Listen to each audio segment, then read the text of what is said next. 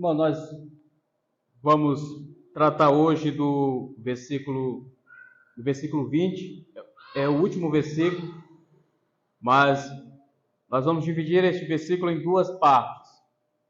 Vamos tratar da primeira parte hoje, da segunda parte no próximo domingo. A primeira parte diz o seguinte: ensinando-os a guardar todas as coisas que vos tenho ordenado. É o que nós vamos tratar hoje.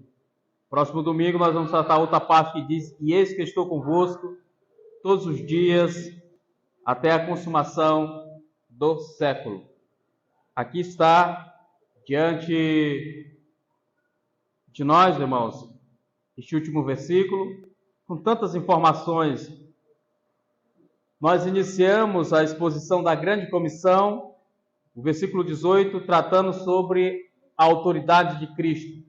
Cristo reivindica a sua autoridade, dizendo: toda a autoridade me foi dada nos céus e na terra. Essa foi a primeira mensagem.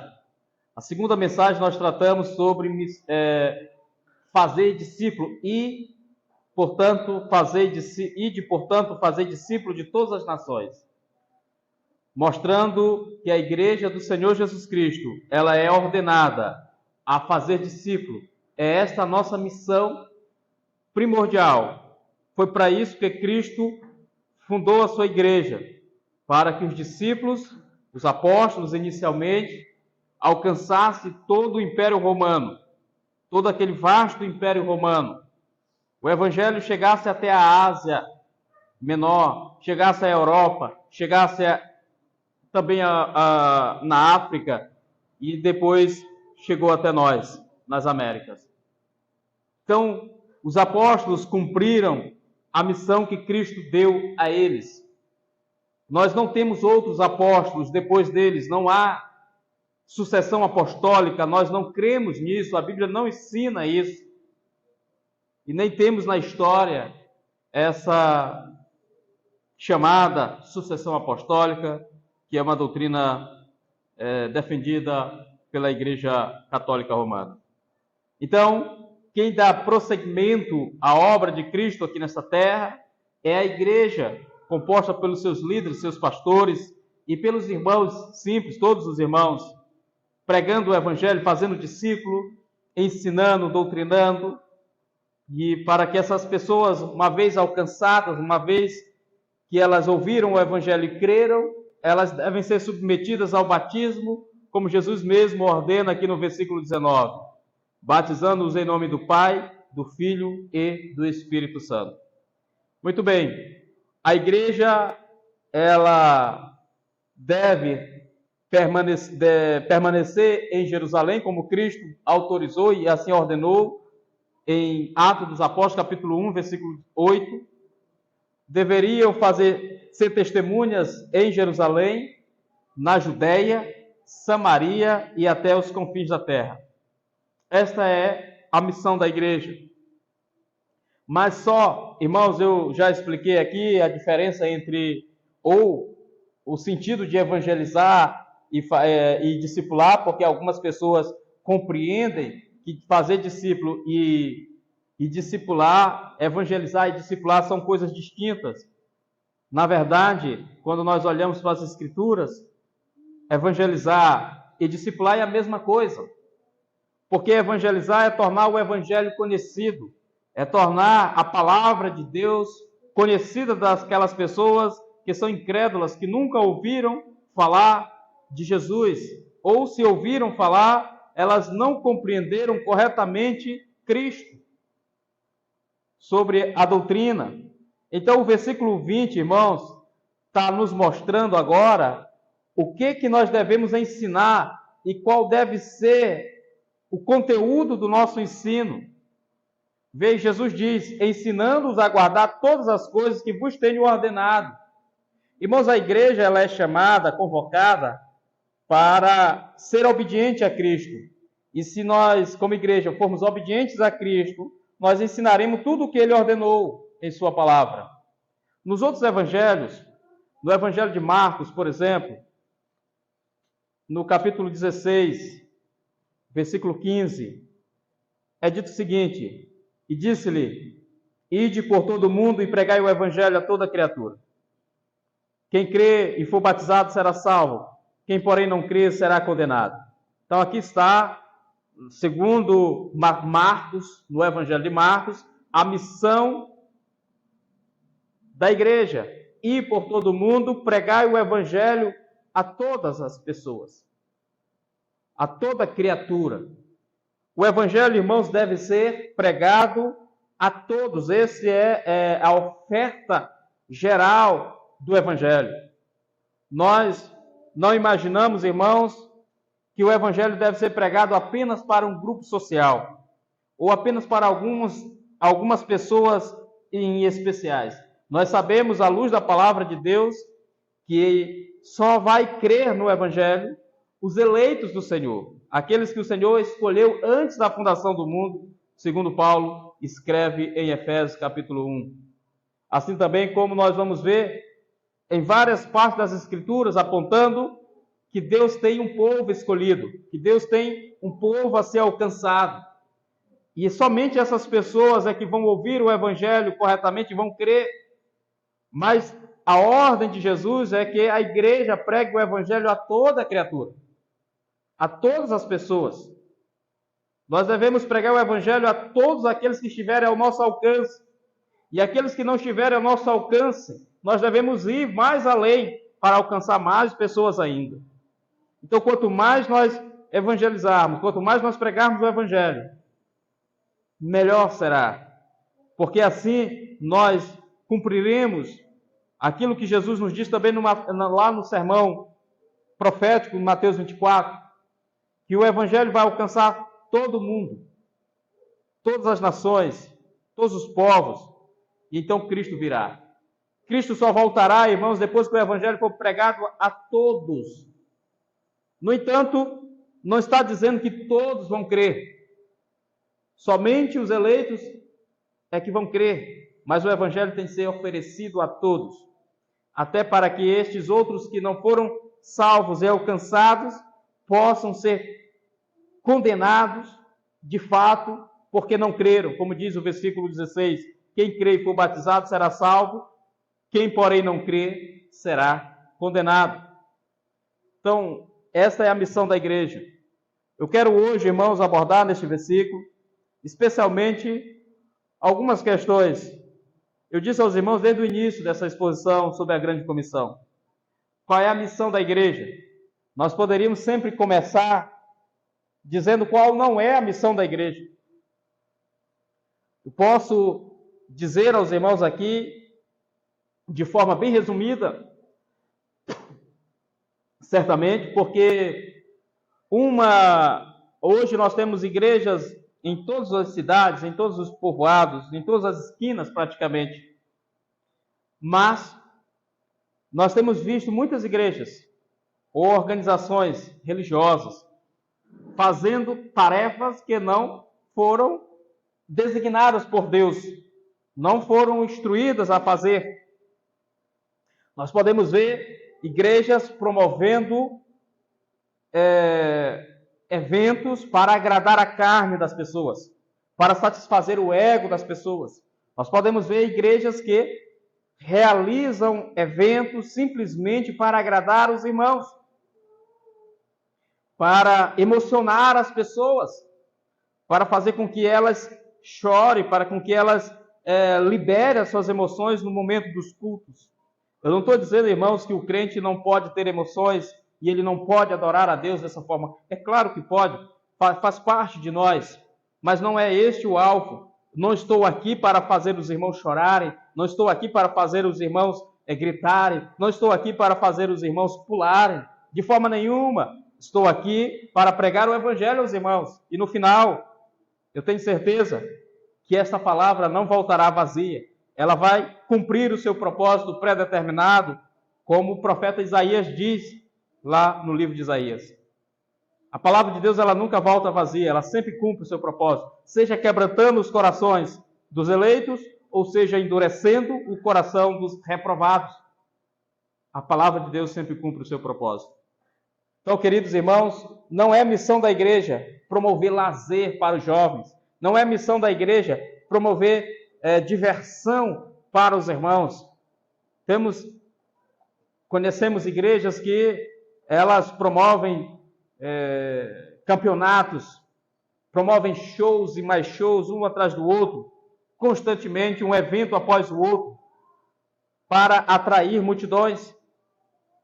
Eu estava no comércio esses dias e uma pessoa estava ouvindo um hino e comentando com o outro que estava ao seu lado, dizendo: esse irmão aí, esse cantor, onde ele chega, ele arrasta multidões. Meus irmãos, que evangelho é esse que nós estamos ouvindo? Que evangelho é esse que é necessário que a fama de um homem possa atrair multidões para dentro da igreja?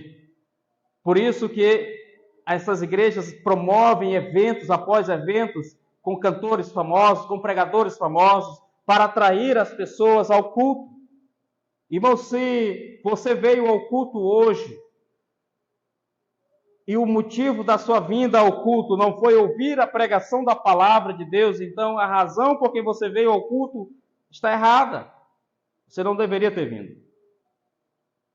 O motivo por que nós saímos de nossas casas e chegamos aqui no templo é para adorar a Deus, para ouvir a palavra de Deus sendo pregada. Os irmãos precisam compreender isso. Então veja bem, o versículo diz: ensinando-os a guardar todas as coisas que eu vos tenho ordenado. O ensino, a pregação e o ensino se confundem. Tem pessoas que tentam separar ensino de pregação. Irmãos, é uma coisa só. Tá? Porque pregação, principalmente quando eu trato aqui com os irmãos de pregação expositiva, nós pegamos um livro da Bíblia, nós estudamos esse livro, nós esmiuçamos cada versículo, cada capítulo e ensinamos aos irmãos todo o livro da Bíblia. Mateus completou então já 3 anos que nós estamos estudando, expondo, ensinando aos irmãos, pregando aos irmãos o Evangelho de Mateus. Logo, como eu já anunciei, vamos iniciar a carta de Paulo aos Tessalonicenses, depois a primeira carta, depois vamos à segunda carta, e assim nós seguiremos por toda a Escritura, expondo um livro após o outro. Porque, irmãos, eu não vejo, já há 20 anos praticamente eu exponho a palavra de Deus. Eu não vejo outra maneira, eu não vejo outra forma mais eficiente de cumprir este versículo 20, do que expondo as Escrituras, como nós fazemos aqui na igreja. Este método, usado pela maioria dos reformadores, ou quase unanimidade dos reformadores, e que todos os homens sérios, herdeiros da reforma protestante, ainda utilizam nos dias de hoje, que é a pregação bíblica expositiva. Porque a pregação, do modo como nós realizamos aqui, é chamada de lex continua, no latim, que significa que é lição contínua, lição continuada, ou seja, pregações por todo um livro. E isso as pessoas acham obsoleto. As pessoas acham que a pregação, irmãos, ela não atrai as pessoas à igreja. E de fato, irmãos, a pregação ela tem um poder impressionante. Porque a verdadeira pregação, ela atrai os eleitos de Deus e ela afugenta aqueles que não são eleitos. Porque para eles são como coceira nos ouvidos. Não dão crédito à pregação, não dão crédito à verdade. Porque essas pessoas, irmãos, estão, como Paulo diz a Timóteo, cercando-se de mestres segundo as suas cobiças. Elas não querem ouvir a verdade, elas querem que o seu ego seja inflado. Elas querem ouvir palavras de autoajuda, elas querem ser ajudadas dessa forma. Eu tenho dito aos irmãos que a teologia da autoajuda ou o ensino da autoajuda que tem sido propagado por todo mundo tem sido prejudicial à igreja nos dias de hoje, porque isso tem adentrado a igreja. Irmãos, eu digo aos irmãos e volto a repetir, nós não precisamos de autoajuda. Nós precisamos de ajuda do alto. É diferente. Irmãos, se nós olharmos para dentro de nós mesmos, para tentar buscar respostas para os nossos problemas e soluções para os nossos problemas, nós vamos ficar deprimidos. Não tem como resolver os problemas, irmãos, olhando para dentro de nós, com essa ideia da autoajuda. Não existe isso, irmãos. Mas sim, precisamos da ajuda do alto, que é de Deus, do nosso Senhor, a obra do Espírito Santo em nossas vidas, pela morte, o sacrifício de Cristo naquela cruz. E os nossos pecados foram lavados, perdoados, purificados ali na cruz do Calvário. Então, eu quero convidar os irmãos para olhar aqui alguns textos na Bíblia, só para reforçar aquilo que temos falado neste versículo. O Evangelho de João, que já uns anos atrás aí nós pregamos aqui com os irmãos, no final deste Evangelho, no capítulo 20, o versículo 30, João escreve o seguinte: na verdade, fez Jesus diante dos discípulos muitos outros sinais que não estão escritos neste livro. Estes, porém, foram registrados para que creiais que Jesus é o Cristo, o Filho de Deus, e para que, crendo, tenhas vida em seu nome. E bem no finalzinho, no versículo 25, no último versículo, é dito o seguinte: há, porém, ainda muitas outras coisas que Jesus fez. Se todas elas fossem relatadas uma por uma, creio eu que nem o mundo inteiro caberiam os livros que seriam escritos. Ou seja, João está usando aqui, logicamente, uma figura de linguagem para demonstrar que Jesus fez e falou muitas coisas que não estão registradas nos evangelhos. Mas o que João está dizendo aqui, irmãos, que o que está registrado nos evangelhos é suficiente. Nós não precisamos de nada mais do que aquilo que está revelado nas Escrituras. O que está aqui na Bíblia é suficiente para nós. Então, o apóstolo Paulo, escrevendo aos Gálatas, no capítulo 1 e o versículo 8, Paulo diz o seguinte, irmãos, vejam bem a exortação de Paulo. Ele diz: mas ainda que nós, ou mesmo o anjo vindo do céu, vos pregue um evangelho que vá além do que vos temos pregado, seja anátema. Assim como já dissemos, e agora repito, se alguém vos prega evangelho que vá além daquele que recebestes, seja anátema. Ou seja, você está na sua casa, imagina a cena, e chega ali o anjo e vem pregar algo para você diferente daquilo que está nas Escrituras.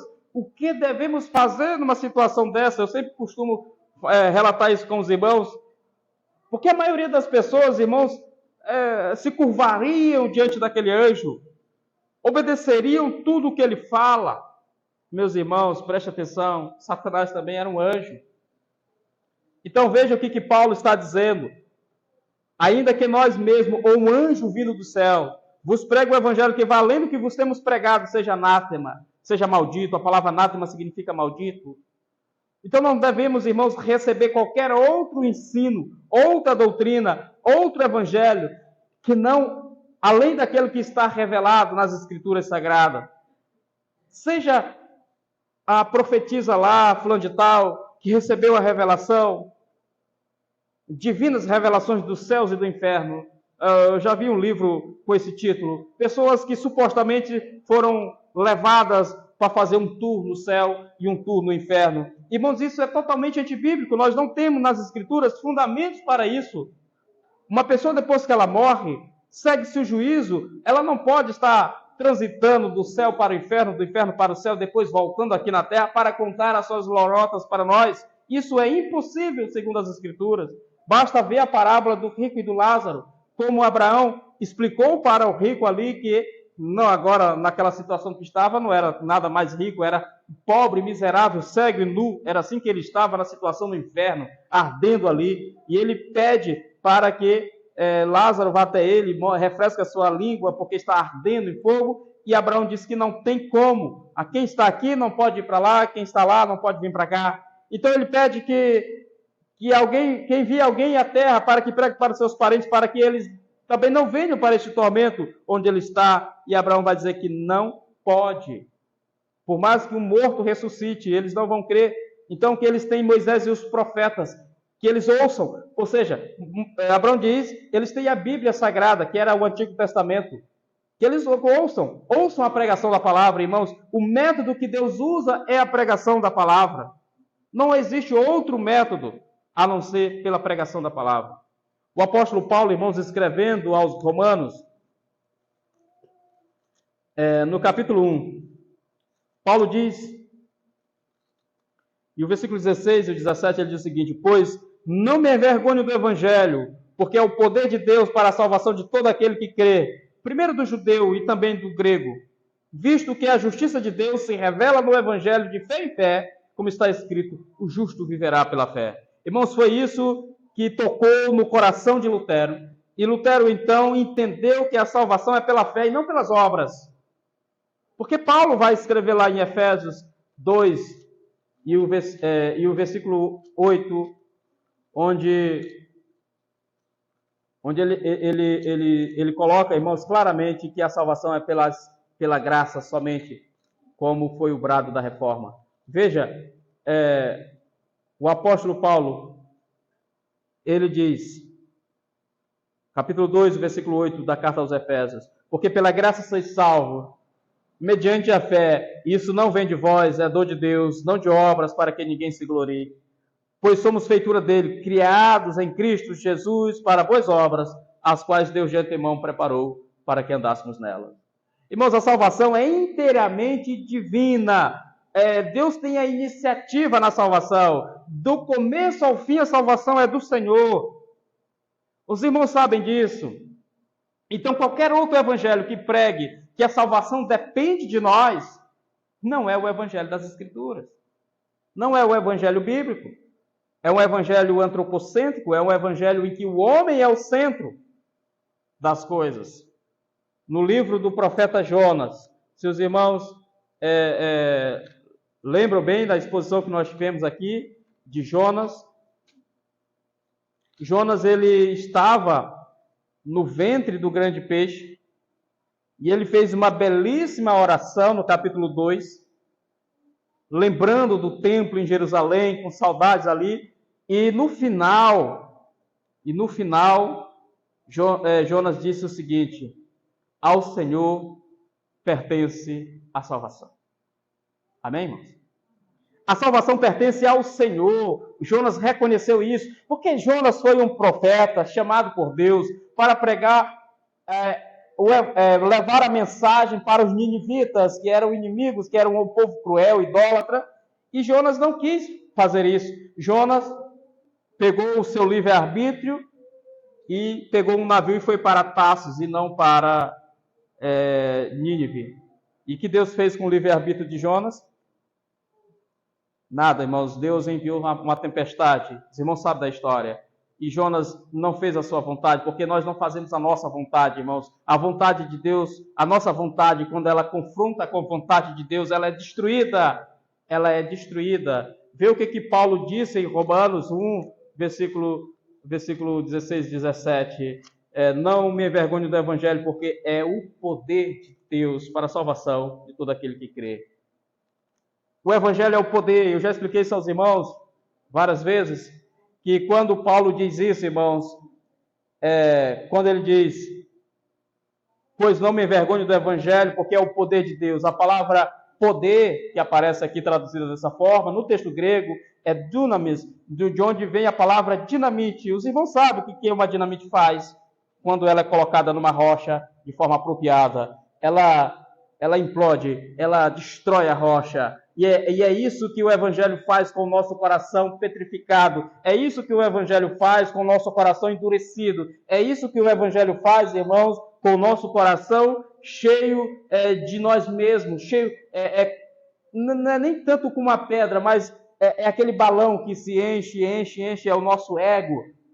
E facilmente é estourado. É o nosso ego, irmãos. Para nada serve. O evangelho tem esse poder de destruir as barreiras da incredulidade, de nos convencer dos nossos pecados e nos conduzir ao reino de Deus. E por isso que, ao cumprir a missão que Jesus nos deixou no Evangelho de Mateus, nós devemos pregar somente as Escrituras, nada mais do que as Escrituras. Por isso que os reformadores no século XVI, XVII e XVIII também, certamente durante toda a história da Reforma Protestante, eles bradaram e gritaram em alta voz. E uma das bandeiras da Reforma Protestante, irmãos, é sola Escritura, ou somente as Escrituras. A nossa confissão de fé, a Confissão de Fé Batista de 1689, ela começa com este brado da Reforma. Ela começa com o primeiro artigo, tratando sobre o capítulo 1, sobre as Escrituras Sagradas. Eu quero ler com os irmãos, porque eu acho importantíssimo o que é dito no finalzinho dessa primeira parte. É dito o seguinte: a Sagrada Escritura é a única, suficiente, correta e infalível regra de todo conhecimento, fé e obediência salvíficos. Embora a luz da natureza e as obras da criação e da providência manifestem a bondade, a sabedoria e o poder de Deus, a ponto de tornar os homens indesculpáveis, ainda assim não são suficientes para oferecer aquele conhecimento de Deus e de sua vontade que é necessário para a salvação. Portanto, aprove ao Senhor, em diversas ocasiões e de muitas maneiras, revelar-se e declarar a sua vontade para a sua igreja e, posteriormente, para a melhor preservação e propagação da verdade e para o mais seguro estabelecimento e consolo da igreja contra a corrupção da carne e a malícia de Satanás e do mundo,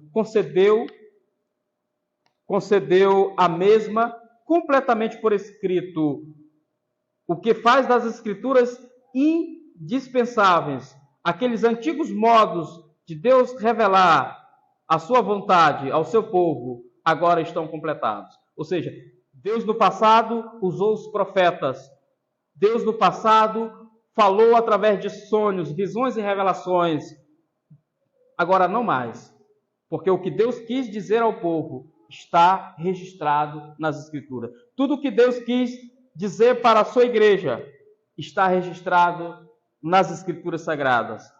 Nada além das Escrituras.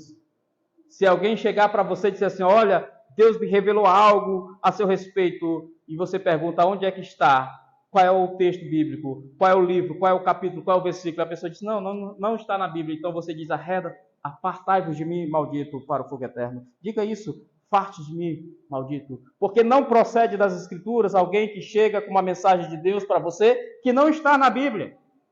Não é bíblico. Não é de Deus. Você não deve aceitar isso como bíblico. Jamais. Meus irmãos, então, para resumir aqui, o que Jesus diz, ensinando-os a guardar todas as coisas que vos tenho ordenado, é o conteúdo da nossa pregação. O conteúdo da mensagem deve ser a palavra de Deus. A igreja não deve perder tempo, irmãos, ensinando os irmãos sobre musculação. A igreja não deve perder tempo ensinando os irmãos sobre lazer ou qualquer outra coisa que não está registrado nas Escrituras. A nossa preocupação o tempo todo é ensinar os irmãos aquilo que Jesus nos ensinou, que a sua palavra nos ensinou. O apóstolo Paulo, quando escreveu a carta a Timóteo, as suas cartas a Timóteo, ele deixou isso muito bem claro, irmãos. No versículo, na segunda carta de Paulo a Timóteo, no capítulo 3, Paulo vai dizer no versículo 16 e 17, ele diz o seguinte, toda a Escritura, observe, irmãos, toda a Escritura é inspirada por Deus e útil para o ensino, para a repreensão, para a correção, para a educação na justiça, a fim de que o homem de Deus seja perfeito e perfeitamente habilitado para toda boa obra. Ou seja, toda a Escritura. Não há um versículo na Bíblia que nós possamos olhar para ele e dizer assim, este versículo aqui não pode ser ensinado para a igreja. Não há um livro na Bíblia que, digamos assim, esse livro não deve ser ensinado na igreja. Toda a Escritura, Gênesis a Apocalipse, todo deve ser ensinado. Toda a Escritura é inspirada por Deus e útil para o ensino, para a repreensão, para a correção, para a educação na justiça. Qual é o propósito de tudo isso? a fim de que o homem de Deus, é lógico que ele está se referindo aqui aos crentes, às mulheres também, a fim de que o homem de Deus seja perfeito e perfeitamente habilitado para toda boa obra. Então, vamos treinar os irmãos para o evangelismo. O que nós devemos estudar? A Bíblia. Vamos treinar os irmãos para conhecer as doutrinas. O que nós devemos estudar? As Escrituras. Eu sei, eu mencionei agora há pouco, a Confissão de Fé Batista de 1689. Nós somos confessionais, nós temos uma confissão, nós temos os catecismos, nós temos os nossos documentos históricos da ortodoxia cristã, somente dos batistas. E nós devemos olhar para esses documentos e ver que aqui está o corpo de doutrina que nós ensinamos. Eles jamais estão em pé de igualdade com as Escrituras e nem superior às Escrituras, mas é uma forma didática de nós olharmos para as Escrituras e aprender de forma os temas como estão orientados aqui.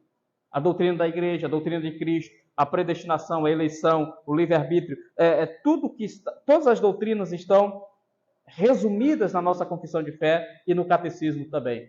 Devemos olhar para eles e estudá-los, certamente, mas sabendo que eles não têm o mesmo nível das Escrituras. As Escrituras são superiores sempre. Então, toda dúvida que nós tivermos, devemos tirar das Escrituras. Mas alguém diz assim, não, eu não quero seguir nenhuma confissão de fé, eu quero seguir a Bíblia. Então, ele está dizendo com isso que ele tem um credo, que ele crê naquilo que ele interpreta da Bíblia, e ele pode estar interpretando tudo errado as Escrituras. Então, nós devemos ter, sim, os nossos credos, para orientar a nossa fé, porque esses homens do passado, esse documento está escrito há desde o século XVII. Irmãos, ele passou pelo crivo da história, por todos os debates, e está aqui, sobreviveu. Isso mostra que tem muita coerência nesse documento, e devemos ler e estudar, sim, claro, para nosso ensino, para a doutrinação dos irmãos e tudo mais. Então, aquilo que Jesus falou lá em Mateus 28, 29, capítulo 28, versículo 20, dizendo que devemos ensinar todas as coisas que ele nos ordenou. É disso que Paulo está falando, irmãos. Porque as pessoas, ele diz aqui no capítulo 4 da segunda carta a Timóteo, no versículo 2, ele diz, prega a palavra. Olha que coisa impressionante, irmãos. Paulo está dizendo, prega a palavra. Ele não está dizendo assim, olha, vai estudar o livro de Allan Kardec, vai estudar os livros de Ellen White, vai estudar Não. Paulo está dizendo, prega a palavra. Insta, quer seja oportuno, quer não, corrige, repreende, exorta com toda a longanimidade, doutrina, ou seja, com toda a paciência e doutrina. Irmãos, pois haverá tempo em que não suportarão a sã doutrina, pelo contrário, cercar-se-ão de mestres segundo as suas próprias cobiças, como que sentindo coceira nos ouvidos, e se recusarão a dar ouvido à verdade, entregando-se às fábulas.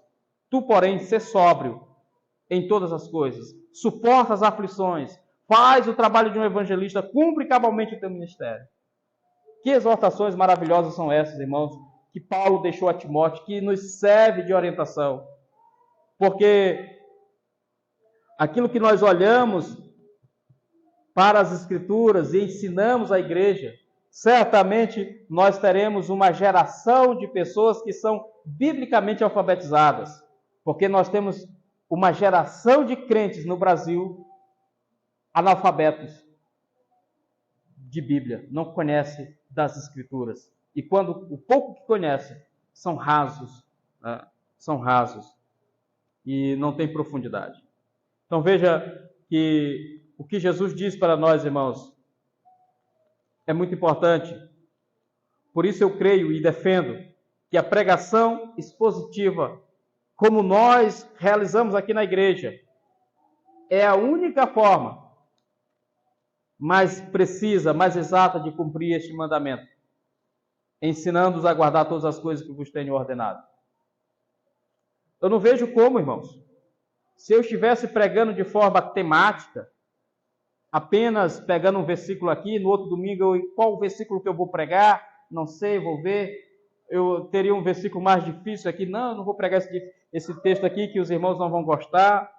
né, os irmãos não vão compreender, é muito difícil o texto. Mas não, irmãos. Eu pego aqui todo o Evangelho de Mateus e venho capítulo por capítulo, versículo por versículo, tratando com os irmãos, ensinando-os a guardar todas as coisas que vos tenho ordenado. Então, todo desígnio de Deus, todo desígnio tem de ser ensinado. Não há nada que Jesus ensinou aqui que nós possamos excluir, dizer assim, não, isso aqui não pode ser ensinado para a igreja, é muito forte. Por exemplo, irmãos, a doutrina da eleição, eu tenho ensinado isso aos irmãos, ela é muito polêmica, as pessoas não gostam de saber que há um Deus nos céus, que ele escolheu alguns para salvar e condenou os demais. Então veja, eu posso simplesmente pregar o amor de Deus, a misericórdia de Deus. Claro, as pessoas gostam de ouvir isso. Nós chegamos, os evangelistas chegam nas casas das pessoas e dizem assim, olha, Deus te ama, Deus tem um plano maravilhoso na tua vida, Deus é misericordioso, Deus é amor, Deus é bondade, e Ele quer trazer paz à tua casa, prosperidade para a tua casa. Vamos fazer uma oração e suplicar ao Senhor a bênção para a tua casa. Quem que não gosta disso, irmãos? Todo mundo gosta. Ah, não, tudo bem, pode orar. E aí você traz essas pessoas para a igreja com essa promessa de que Cristo ama essas pessoas, sem você saber de fato se Cristo ama essa pessoa. Porque, irmãos, nós jamais devemos pregar o amor de Deus, a misericórdia de Deus, separada da justiça de Deus. As duas coisas têm que ser pregadas juntas. Deus é amor, Deus é misericórdia, mas Ele é justo. Ele age com justiça. Ele é justo. Por isso que Jesus, quando Ele fala que Ele escolheu os seus para salvar, como Ele diz em João 15, versículo 16, não foi vocês que escolheram a mim, mas foi eu que escolhi a vocês e vos designei para que vás e deis fruto e o vosso fruto permaneça. Jesus está falando ali da eleição para a salvação. Mas, no entanto, Jesus diz também em outras passagens, em muitas outras passagens, que Ele falou por parábolas, por exemplo, para que aquelas pessoas ouçam e não compreendam. Veja, Jesus falou isso aqui, irmãos, em Marcos capítulo 4, o versículo 10, quando Jesus contou a parábola do semeador, e aí os discípulos perguntaram para Jesus o que significava aquilo, e ele começa a dizer, quando Jesus ficou só com os que estavam junto dele, com os 12, e o interrogaram a respeito da parábola. Ele, porém, respondeu, a vós outros é dado a conhecer o mistério do reino de Deus, mas aos de fora tudo se ensina por parábola, por meio de parábola, para que vendo, vejam e não percebam, e ouvindo, ouçam e não entendam, para que não venham a converter-se e haja perdão para eles. Irmãos, não sou eu que estou dizendo isso, é Jesus que está dizendo isso. Jesus não quer salvar aquele povo para quem ele está contando aquelas parábolas. Jesus não quis salvar aquele povo, porque aquele povo não era eleito para a salvação, mas sim eram reprovados, condenados. Jesus disse isso também em João 10. Mas para os fariseus, Jesus falou aos fariseus, dizendo para eles o seguinte, versículo 26, Jesus diz, mas vós não credes, porque não sois das minhas ovelhas. As minhas ovelhas ouvem a minha voz, eu as conheço e elas me seguem. Eu lhes dou a vida eterna e jamais perecerão, e ninguém as arrebatará da minha mão. Ou seja, Jesus está dizendo que aqueles fariseus não creem nele, porque não eram seus discípulos, não eram suas ovelhas. Estavam destinados ao inferno, condenados. Raça de víbora, quem vos induziu a fugir da ira vindoura? Foi o que João Batista disse para esses mesmos homens. Meus irmãos, então, eu posso pregar o amor de Jesus pelo povo? Claro, mas Jesus também, ele é justiça. Deus é justiça. Paulo vai falar em Romanos 9, que apontando lá para o texto de Gênesis, que Deus amou Jacó e odiou Esaú. Os dois não tinham nem nascido ainda. Os dois estavam no ventre da mãe, eram gêmeos. Não tinham praticado nem o bem nem o mal para que o propósito quanto à eleição prevalecesse. Então, se eu ensino uma coisa, irmãos, eu tenho que ensinar outra. Eu não posso ensinar só um. Porque se eu ensino só um, eu não estou cumprindo este mandamento de Jesus do capítulo 28, versículo 20. Ensinando-os a guardar todas as coisas que eu vos tenho ordenado. Se Jesus ensinou a reprovação, eu tenho que ensinar a reprovação. Se Jesus ensinou sobre a eleição, eu tenho que ensinar sobre a eleição. Se Jesus ensinou que os alimentos, a dieta que os judeus seguiam até aqueles dias foi extinta, não há mais a necessidade do povo de Deus, principalmente os novos, no Novo Testamento, cumprir aquela dieta rígida que Deus estabeleceu no Antigo Testamento. Então, eu tenho de ensinar isso. Eu tenho de ensinar aquilo que Jesus ensinou e nada além disso. Paulo vai dizer, olha, aquilo que eu recebi, isso é que eu vos ensino, isso é que eu digo para vocês. Nós não inventamos nada, o conteúdo está aqui, o livro didático está aqui na nossa frente. É a Bíblia Sagrada, nada mais do que as Escrituras Sagradas. Amém, irmãos? Deus em Cristo possa abençoar os irmãos. Vamos orar ao nosso Deus, irmãos, e pedir que o Senhor nos conceda graça, misericórdia, ousadia também, porque precisamos, assim como os apóstolos precisaram de ousadia, para ter coragem, irmãos, para enfrentar os líderes religiosos do seu tempo, que eram falsos profetas, falsos ensinadores, falsos mestres, que nós devemos também combater nos nossos dias, ensinando-nos a guardar todas as coisas que vos tenho ordenado. Que Deus em Cristo abençoe os irmãos. Vamos orar ao Senhor. Obrigado, meu Pai, porque neste momento a Tua palavra foi lida. Porque neste momento, Pai, a Tua palavra foi ensinada. Porque neste momento, Pai, nós fizemos a leitura deste versículo, não a metade deste versículo, Pai, e extraímos daqui grandes lições para a nossa vida. Que a igreja do Senhor aqui presente possa se comprometer, Pai, em estudar toda a Escritura, em aprender toda a Escritura e ensinar toda a Escritura àqueles que estiverem ao nosso alcance. Ó Senhor Deus, abre as portas para possamos pregar o Teu Evangelho. Nos dê a oportunidade, Pai, nos conceda a oportunidade sempre de poder anunciar as Tuas verdades. No nome de Jesus eu te peço. Amém. Deus abençoe os irmãos. Irmão Marcelo.